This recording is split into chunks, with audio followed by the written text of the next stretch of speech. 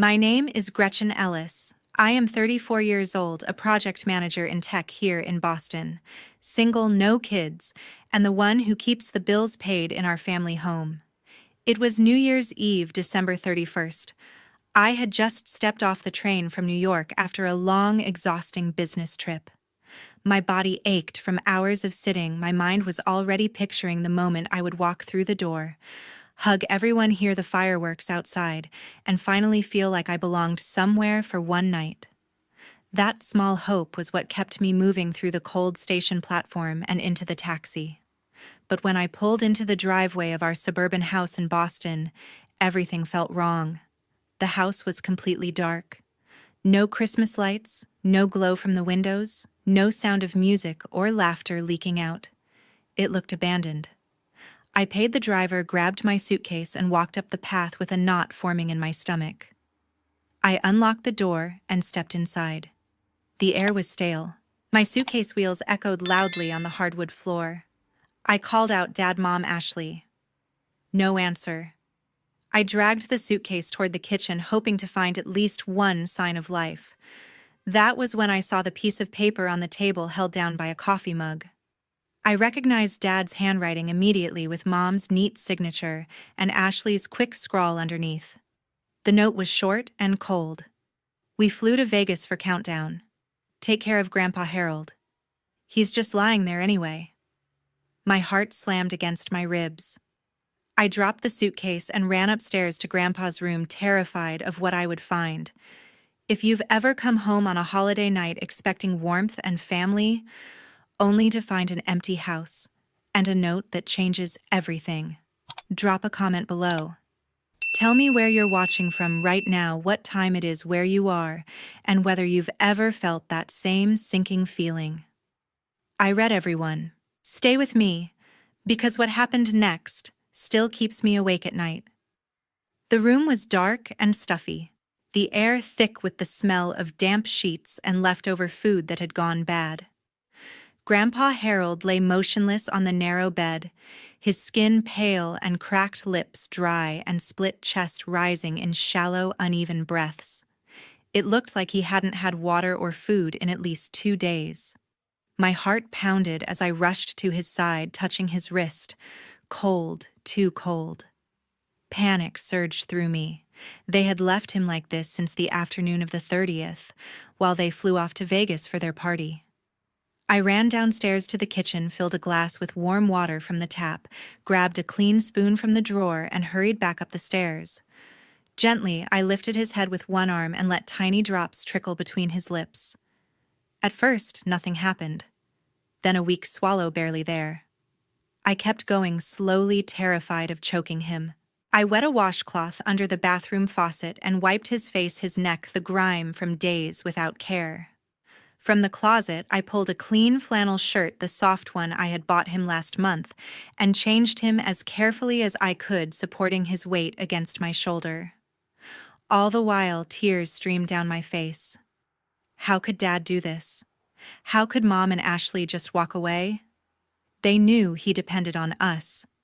I had been the one driving to the pharmacy after late shifts, paying for his blood pressure pills and the special cushion for his back, while they made excuses or complained about the cost.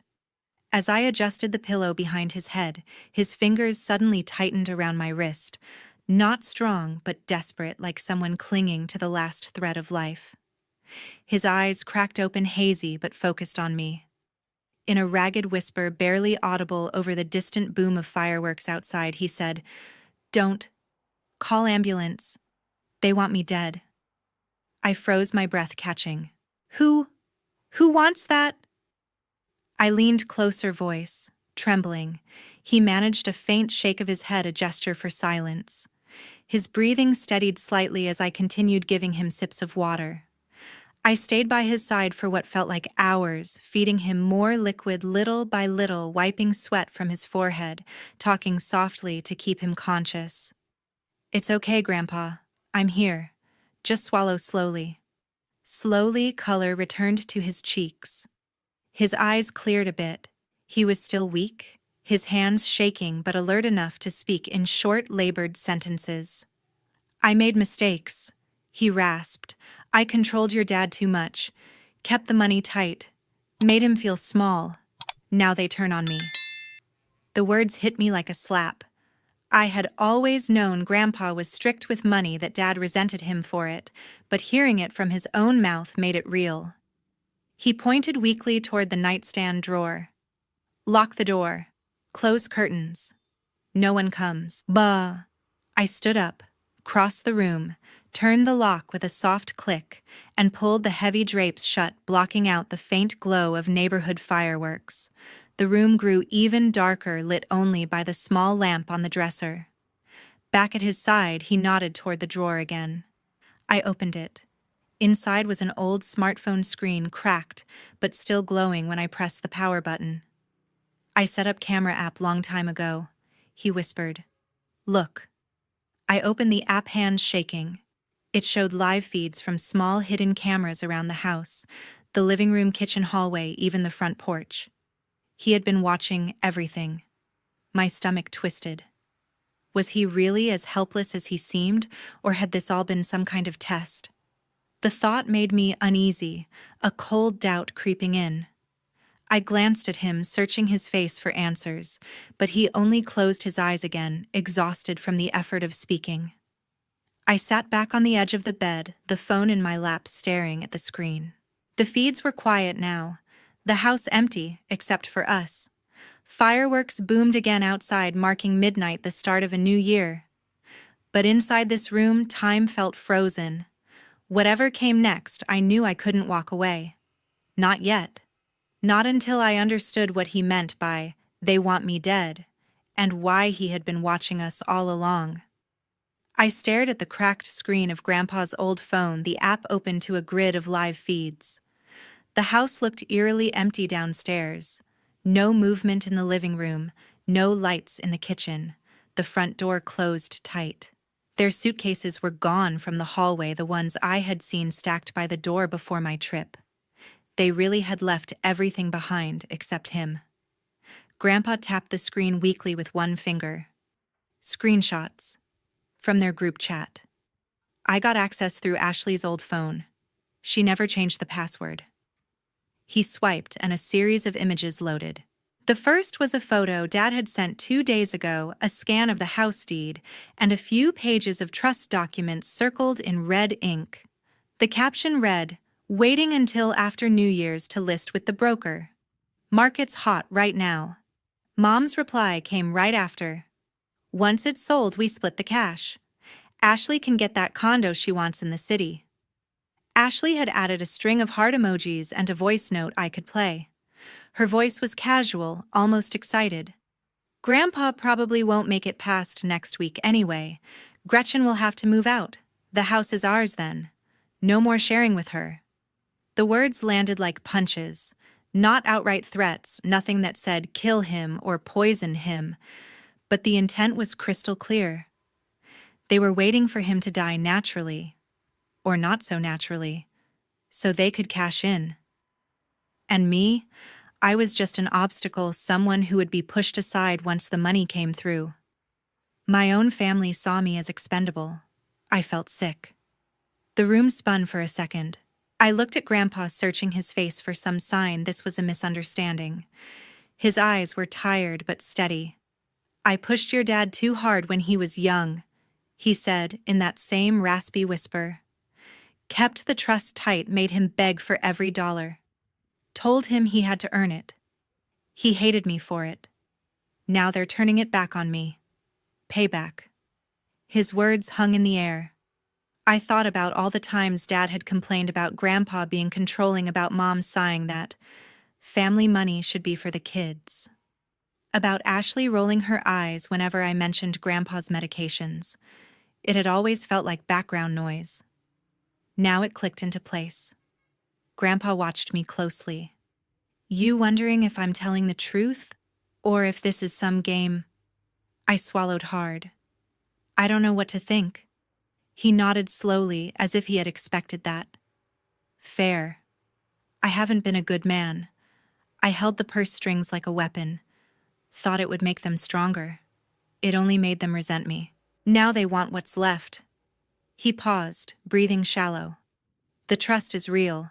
About 7-8 million in properties and accounts. Irrevocable set up 15 years ago so no one could touch it without my say. But it's not finished.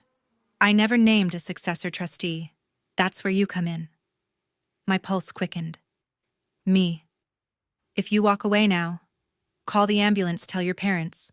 The trust reverts to charity. No one gets a dime. Not them. Not you. If you stay, help me expose what they're doing. You become the successor. You decide what happens next. The weight of it crushed me. Stay and play along with whatever plan he had or call for help and watch everything.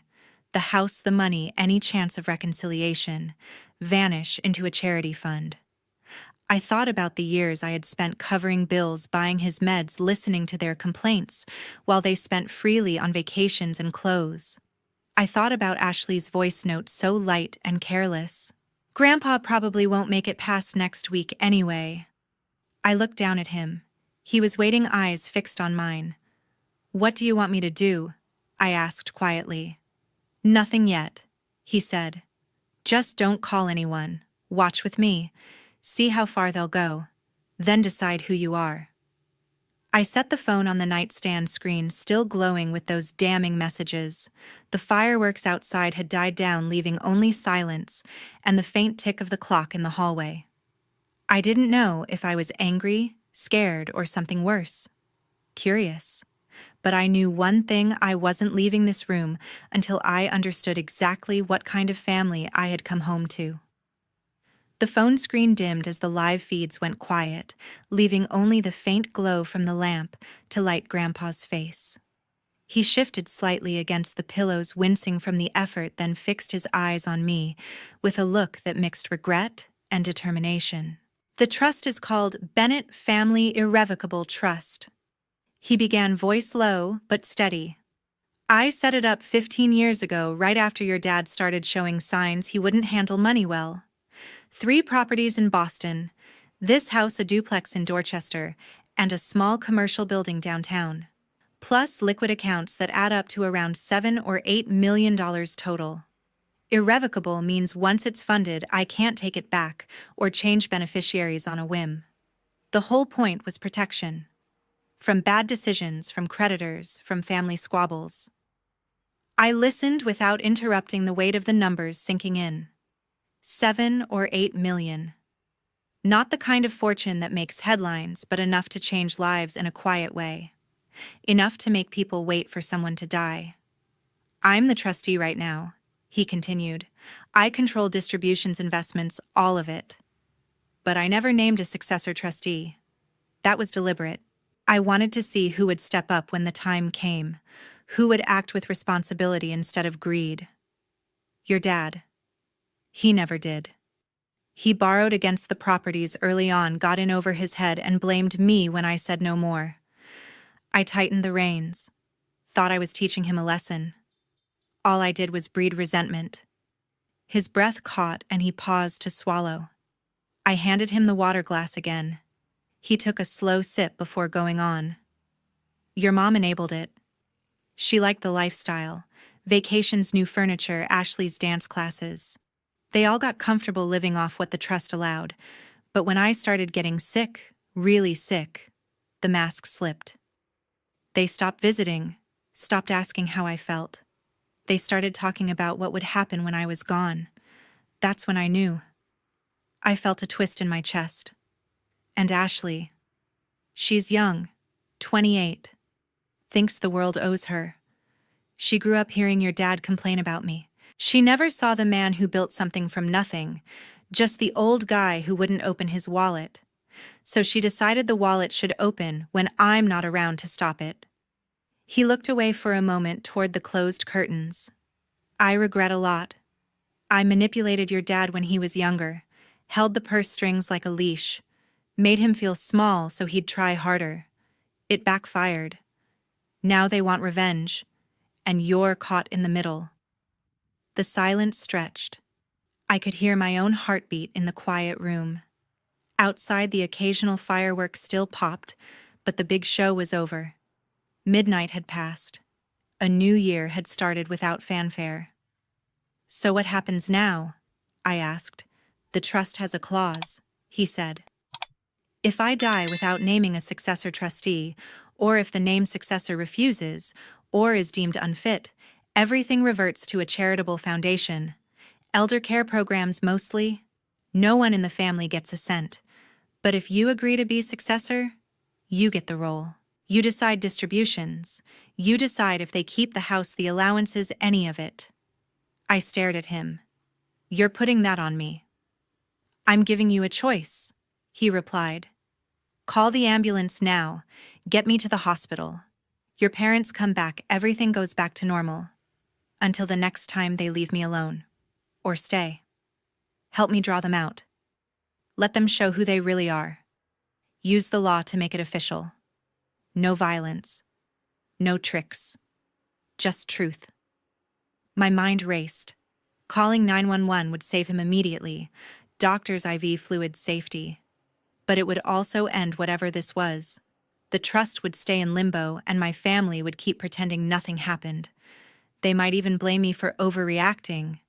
Staying meant playing along with Grandpa's plan, watching, waiting, gathering proof. It meant confronting the people I grew up with. It meant risking everything if they found out. I thought about Ashley's voice note, the casual cruelty in it. Mom's quick reply about splitting cash. Dad sending the deed photo like it was already decided. They had written me out of their future without a second thought. Grandpa watched me struggle. "You don't have to decide tonight. Just don't leave. Stay with me through the night. Think about what family really means to you." I nodded slowly. I couldn't walk out. Not yet. I helped him lie back more comfortably, adjusted the blanket, then sat in the chair beside the bed. The phone stayed in my lap, screen off now. I didn't look at it again. Instead, I watched him breathe, watched the rise and fall of his chest, and wondered what kind of daughter, what kind of granddaughter, I would be when morning came. The clock on the wall ticked past 1. The house was still. For the first time in years, I felt completely alone, even with him right there. Sunlight filtered through the thin gap in the curtains, turning the room a pale gray. Grandpa had dozed off sometime after our long talk, his breathing steadier now, but still shallow. I stayed in the chair, knees pulled up, staring at the phone until the battery warning flashed. Around 7 in the morning, a soft knock came at the front door downstairs. I slipped out quietly, closing Grandpa's door behind me, and went to answer it. Through the peephole, I saw a man in a dark overcoat, briefcase in hand, standing on the porch. I opened the door a crack. "Victor Lang," he said, voice calm and professional. "Mr. Bennett called me an hour ago. Emergency consultation." I let him in. He was tall, mid-50s, gray at the temples, carrying himself like someone used to walking into tense rooms. No small talk. He followed me upstairs without asking questions, set his briefcase on the dresser, and nodded toward Grandpa, who was awake again and watching us. "Chair," Grandpa said weakly. "Sit." Victor pulled the chair closer to the bed. He opened the briefcase, removed a thin folder, and placed it on the blanket. "I have the emergency injunction application ready," he began. "Filed electronically at 5:30 this morning. Judge granted temporary relief pending hearing. It freezes distributions from the trust accounts. No withdrawals over $5,000 without court approval. Also issued a cease and desist notice to the real estate broker your son contacted yesterday. They can't list or show the property until further notice." I stood by the door, arms crossed, trying to process it. Victor glanced at me briefly, then continued. "Massachusetts law on elder financial exploitation is strict," he said. Chapter 19A, Section 15. Neglect or abandonment that creates risk of serious harm can trigger immediate protective orders. We have enough from the screenshots and messages to show intent, waiting for death to access assets. But the process is slow. Full investigation by Adult Protective Services could take weeks, maybe months. Criminal charges if they come even longer. One misstep, if we push too hard without solid proof, and the court could question your fitness as potential successor trustee. You could be accused of undue influence or self-dealing. Grandpa coughed softly. Tell him about the IRS. Victor nodded. Mr. Bennett instructed me to flag certain transactions. Small transfers from trust accounts to personal ones over the last year. Under the radar but irregular. I've already submitted a tip to the IRS for review. They move fast on potential tax fraud. It won't freeze everything immediately, but it adds pressure. I felt my stomach tighten. This was real now. Lawyers, courts, federal agencies. Not some family argument that could be smoothed over with apologies. Victor pulled out a small stack of documents. New locks are being installed as we speak, he said. A locksmith is outside. We're also placing signage, property under investigation, no trespass without authorization.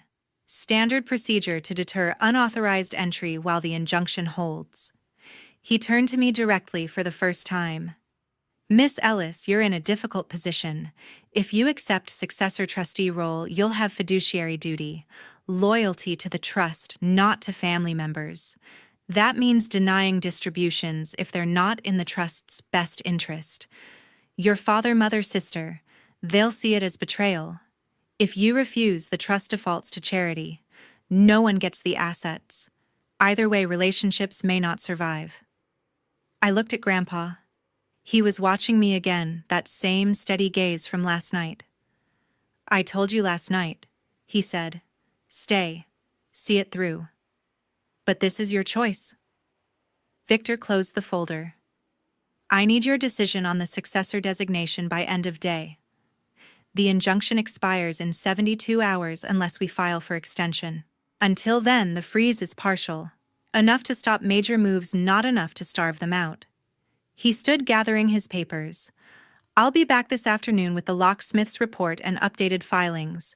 In the meantime, no contact with your family unless you want to risk tipping them off. He left the room, footsteps fading down the stairs.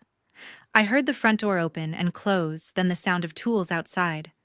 The locksmith changing locks. I walked to the window and peeked through the curtain. A white van parked in the driveway, a man in coveralls working on the front door. A small sign was already staked in the lawn. Property under investigation, no unauthorized entry. I turned back to Grandpa. He had closed his eyes again, but I knew he wasn't sleeping. The room felt smaller now, the air heavier. I had spent years keeping this family afloat. Paying the mortgage when Dad's business dipped, covering Ashley's car payment when she lost her job buying groceries, when Mom said the pantry was empty. I had never asked for thanks. I just did it. Now everything was shifting. The trust wasn't just money, it was leverage, power. And I was being asked to wield it or walk away and let it disappear. I sat on the edge of the bed. Grandpa opened his eyes. You scared? He asked. Terrified, I admitted. Good, he said. Means you're thinking. I didn't answer. Downstairs, the new lock clicked into place. The house was sealed now. No one could come in without permission, and no one could leave without facing what they had done. My phone buzzed on the nightstand, pulling me out of the fog. Victor had left an hour earlier, the locksmith van pulling away from the curb with a low rumble. I picked it up, thumb hovering over the camera app Grandpa had shown me. The interface had a simple alert feature, two-way mic built-in designed for remote check-ins. I hesitated, then tapped to send a system notification to Dad's number, the one linked from Ashley's old device. The message popped up on my screen as it dispatched, Grandpa alert resident awake and requesting family presence immediately. Discussion on trust, matters pending. It went out clean, no trace back to me. Grandpa propped himself up on one elbow watching. Good. Let them sweat. Seconds ticked by. Then my phone lit up with replies flooding the group thread Dad had active. First from him. Keep him quiet, don't let him talk to anyone. We're booking the first flight back from Vegas. Stay silent until we get there. Mom chimed in right after. No calls, no hospital. If he starts rambling about money, shut it down. Ashley's text came last, frantic thumbs flying. If he's really awake, we're screwed. The broker deal falls apart. Hurry up and get home. We need to handle this before he calls someone. I hit screenshot on each one, the app auto-recording the audio ping from the two-way mic as it captured their voices in real time from the Vegas hotel room feed. Their panic was raw voices overlapping in the background noise of slot machines and distant cheers. Dad's tone was sharp. "This ruins everything if he talks." Every word preserved as evidence of concealment, hiding the abandonment, the waiting game for him to fade away. Under Massachusetts law, that intent could turn neglect into something prosecutable proof. They knew the risk and chose to ignore it. Grandpa let out a sad half-smile, more grimace than joy. "See that money first. Always money over me. They aren't rushing back for my health." The truth stabbed deep. Dad, Mom, Ashley. They weren't worried about a sick old man left alone on New Year's Eve. No questions about food, water, pain. Just fear of losing the payout, the house key, the easy life. I had scraped by on my salary for years, covering their shortfalls while they eyed Grandpa's assets like a prize. Now their texts stripped it bare. Pain bloomed in my chest, sharp and unrelenting. Were they ever my family or just roommates waiting for their share? I set the phone face down, screen dark. Grandpa reached for my hand, his grip frail but warm. "Hurts, doesn't it?" "Yeah," I whispered. "More than I thought." He squeezed once. "Question yourself now. Am I turning you into them? Using this to pull strings like I did with your dad?" The doubt hit hard. Was I any better sitting here collecting texts instead of dialing 911, helping seal the house, looping in lawyers? Part of me wanted to grab the landline, call emergency services, let professionals take over. But another part, the one tired of being the family ATM, wanted to see it play out, to make them face the mirror. "No," I said finally. "You're giving me facts. They're the ones hiding." He nodded, eyes distant. "Facts change people. Your dad was 35 when I cut his allowance after that bad investment. He came home raging, said I ruined his life. Mom backed him, said I was cruel. Ashley was 10, heard it all, learned to hate the control. I thought tough love built character. It built walls." I paced to the window, parting the curtain just enough to see the street. Neighbors' lights twinkled, cars heading out for late brunches. Normal life. Ours wasn't. The new lock gleamed on the door below a silent barrier. Victor's sign in the yard caught the winter sun, bold letters warning off intruders. Or family. Downstairs, my own phone rang from the kitchen counter. I ignored it. Another buzz, voicemails piling up. Dad again, voice edged with worry. "Pick up. What's going on there?" I didn't. Let them stew on a Vegas tarmac, scrambling for the next flight from McCarran Airport, some 4,000 miles west across the country. They would land at Logan in hours, traffic willing. Grandpa called softly from the bed. "Don't answer. Let the silence work." I returned, sinking into the chair. The app pinged once more, their flight confirmation shared in the group, panic typing over it. "Landing around 4. Act normal. Say he's confused." More screenshots. Each one layered the case knowledge of vulnerability, choice to delay, help, motive tied to assets. Victor would love this for the APS report. But as the messages kept coming, fragments of old memories surfaced. Ashley's high school graduation, Dad beaming while Mom fussed over photos. Holidays where we laughed over bad turkey. Were those real or just performances? The doubt gnawed deeper. By staying silent, was I betraying blood or protecting what little trust was left? Grandpa sensed it. Family isn't blood.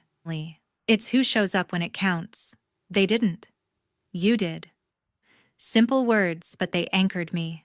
I opened the app settings, enabled full logging, timestamps, locations from their phones, pinging Vegas towers, evidence stacking like bricks. Their fear wasn't for him.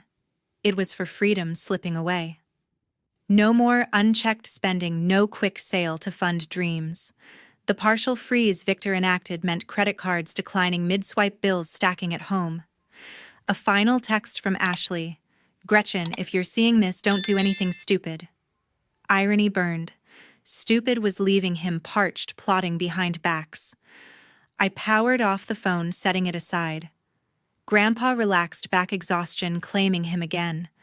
The room held its breath. They were coming. And when they arrived, the real test began. Not just for them, but for me. Could I balance justice with the ache of loss? Or would holding the line break me first? The afternoon light slanted through the front windows, casting long shadows across the living room floor. I heard the car pull into the driveway first, tires crunching on the thin layer of snow that had fallen overnight. Voices carried from outside, muffled but unmistakable. Dad complaining about the traffic from Logan, Mom saying something about needing a shower. Ashley whining that her phone had died halfway through the flight. The front door rattled as Dad pushed it open, the new lock holding firm for a second before he used his key. They stepped inside, suitcases thumping against the walls, still carrying the faint scent of casino smoke and cheap perfume. Dad laughed first, a tired bark. Finally home. That casino run was worth it. Won 300 on slots. Mom chuckled, kicking off her boots. We needed that break. Grandpa's probably still napping anyway. They moved toward the kitchen, bags dropping with careless thuds. Ashley scrolled her phone, already texting. Gretchen, you here? We brought you nothing, sorry. Before anyone could answer, the speaker on the ceiling camera crackled to life. Grandpa's voice filled the room, clear and calm. Have you sold the house yet to push Gretchen out on the street? Silence dropped like a weight. Dad froze mid-step, hand on the fridge door. Mom's smile vanished. Ashley's phone slipped from her fingers, clattering on the tile. They turned slowly, eyes darting around. The small screen on the counter, the one linked to the live feed, showed Grandpa sitting upright in the kitchen chair, dressed in a clean sweater, looking straight into the camera he had positioned there earlier. He had sent them the link through the group chat minutes before they landed. Now they saw him. Not bedridden, not dying, but alert. Dad's face drained of color. What the hell? Mom whispered. He's up. Ashley backed against the wall. This isn't real. Grandpa spoke again through the speaker tone, even. Come in, we have company. They hesitated, then shuffled into the living room. Victor Lang stood there, arms folded, briefcase at his feet. Two uniformed officers flanked him, badges glinting under the overhead light. One held a notepad. The other rested a hand near his belt. Victor stepped forward. Richard Bennett. Susan Bennett. Ashley Bennett. I represent Harold Bennett as his attorney. Pursuant to the emergency injunction granted this morning by the Massachusetts Probate and Family Court, distributions from the Bennett Family Irrevocable Trust are temporarily suspended. The court has also issued findings of probable cause for elder neglect and attempted financial exploitation under Chapter 19A, Section 15. The trust property, including this residence, is under protective order. Dad's mouth opened, closed. This is insane. He's our father. Grandfather to your daughter, Victor corrected. The evidence includes communications showing awareness of his condition and intent to delay aid pending asset transfer. The cease and desist to your real estate contact has been served. No listing, no showings, no closings. Ashley started crying loud and sudden. We didn't do anything wrong. He was fine when we left. Mom rounded on me, eyes blazing. You did this? You little traitor. I stood by the doorway to the stairs, arms crossed. I didn't call the police. Grandpa did. After you left him without water or food. Dad tried to laugh it off, voice cracking. Come on, we were just joking in those texts. He was sleeping when we left. We figured he'd be okay for a few days. One officer stepped forward. Mr. Bennett, we need to take statements. Separate rooms. This is an open investigation into elder abandonment and financial abuse. You're not under arrest yet, but you're not free to leave until we finish. Dad looked at Mom, then at Ashley. No one moved. The officer gestured toward the dining room. Ma'am, you first. Ashley sobbed harder, sliding down the wall. Mom shot me a look of pure hatred. You ruined us. For him. Grandpa's voice came through the speaker one last time, softer now. I made mistakes too. Pushed you too hard, Richard. Held on too tight. But this isn't payback. It's truth. Dad stared at the camera, face crumpling. You always had to win, Dad. The officers separated them. Statements began in quiet voices. Victor handed me a folder. Preliminary findings, timelines of neglect, copies of the messages. No handcuffs yet. No dramatic takedown. Just paperwork questions and the slow grind of an investigation that could stretch for months. I stayed in the hallway listening to the fragments drift out, Dad saying it was just a vacation. Mom insisting Grandpa exaggerated, Ashley begging them to believe it was a misunderstanding. None of it sounded convincing, even to them. Grandpa's voice came through the speaker again, private this time only to me. I was wrong before. Now it's your turn to choose. I looked toward the kitchen where he still sat watching everything unfold on the small monitor he had set up. The choice wasn't about trust anymore. It was about what I could live with. The officers finished initial statements. Dad was allowed to stay in the house under supervision. At large release, they called it. But with a stern warning, no contact with Grandpa without third-party presence, no access to trust accounts. Mom and Ashley were told to find temporary lodging. The house was under protective order. As they gathered their things, Dad paused in front of me. This isn't over. I met his eyes. No. It's just starting. They left door closing behind them with a soft click. The new lock held. Inside the house felt empty in a different way. Not abandoned, but cleared. I walked back to Grandpa. He looked smaller in the chair, but his eyes were clear. You did good, he said. I didn't answer. I wasn't sure yet. 1 year had passed since that cold January morning when the officers walked out with their notebooks full of statements. The investigation stretched longer than anyone expected. Months of depositions, document reviews, and hearings in a quiet probate courtroom in Boston. The trust prevailed in the civil case. The judge ruled that Richard, Susan, and Ashley had engaged in elder neglect and attempted financial exploitation, violating Massachusetts General Laws, Chapter 19A. They were ordered to pay restitution of $1.2 million, covering legal fees, investigative costs, and damages to the trust principal from delayed maintenance and unauthorized inquiries. Probation followed 3 years for each with strict conditions. No unsupervised contact with Harold or me for 5 years. No access to trust assets. No role in any beneficiary decisions. The house was placed under permanent protective order, then sold at market value through a court-appointed agent, proceeds going back into the trust corpus. Their personal accounts were drained by judgments and penalties. Dad lost his consulting gigs when clients learned of the findings. Mom's part-time office job vanished after the publicity. Ashley, at 29, now bounced between retail shifts and temp work.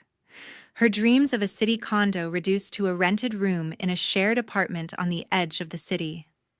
They ended up in a used camper trailer parked in a cheap lot outside Worcester, about an hour west of Boston.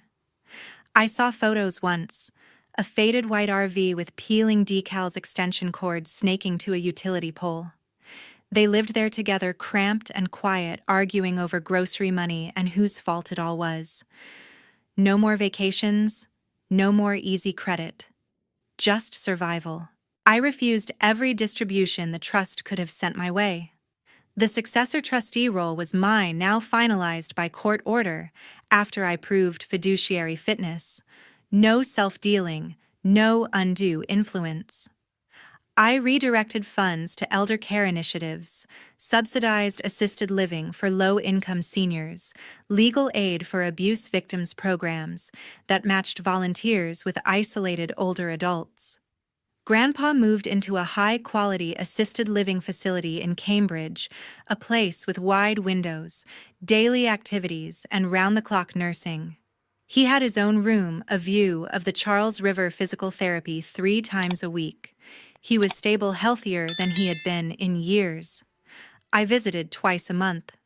We sat in the common room or walked the garden path when the weather allowed. He never asked for more. I never offered. Our conversations stayed light. Books he was reading, birds at the feeder, the Red Sox season. We never spoke of Dad, Mom, or Ashley. The no-contact order made it simple. I had chosen distance. They had chosen silence. I left my project manager job 6 months after the ruling. The salary was good, but the hours left me hollow. I took a position with a nonprofit focused on elder rights, field investigations, policy advocacy training for adult protective services workers. The pay was lower, the days longer, but every case file reminded me why I stayed that night in Grandpa's room. I helped people who had been left behind just like he had been. At night, alone in my small apartment near Porter Square, I thought about family. The word used to mean shared meals, inside jokes, holidays with too much food. Now it felt like an empty space. I had no parents I could call, no sister to text. The silence was my choice, but it still ached. I wondered if Dad ever regretted the texts, if Mom ever thought about the nights she left him alone, if Ashley ever missed the big sister who used to drive her to school. Grandpa carried his own weight. He admitted it during one visit, voice low as we sat by the window. I broke your dad a long time ago. Pushed him to prove himself, never let him breathe. Thought I was building strength. I built anger. Now I live with that. I didn't absolve him. I didn't need to. We both knew the cost. Sometimes I sat alone on my couch, lights off, staring at the wall. The city hummed outside, cars, distant sirens, laughter from neighbors. I thought about the night I came home to the dark house, the note on the table, the choice I made to stay. Justice arrived slow and steady. The court papers, the restitution checks, the probation reports. They proved what happened. But no one won. Dad, Mom, and Ashley lost their safety net. Grandpa lost his son. I lost the illusion that blood meant loyalty. Family isn't blood. It's respect. It's showing up when someone needs you. It's not waiting for death to cash in. Grandpa saved me from greed, showed me what it looks like when people value things over lives. But in doing so, he cost me the only family I had left. I don't regret the choice. I regret that it was necessary. If you're listening to this and you've ever felt invisible in your own home, ever wondered if loyalty is one-sided, remember this: you are not powerless. You can choose respect. For others, for yourself. Sometimes that choice cuts deep. Sometimes it leaves you alone. But it's yours. And that's worth more than any trust fund. Thank you for staying until the end. If this story reached you, share it. Tell me in the comments where you are right now, what time it is there, and whether you've ever had to walk away from family to find yourself. I read every word. See you next time.